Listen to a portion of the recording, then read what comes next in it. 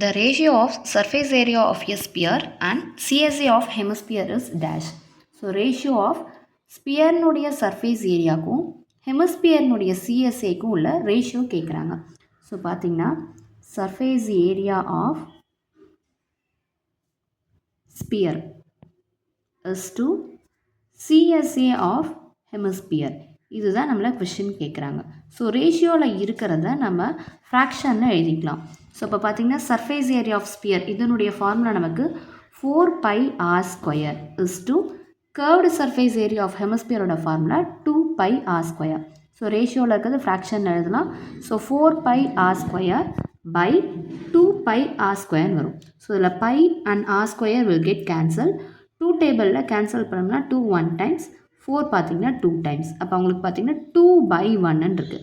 So answer நம்மளை ரேஷியோவில் கேட்கறதுனால we can write this as 2:1. So இப்போ இந்த கொஸ்டினுக்கான ஆன்சர் உங்களுக்கு பார்த்தீங்கன்னா ஆப்ஷன் சி 2:1. தேங்க்யூ.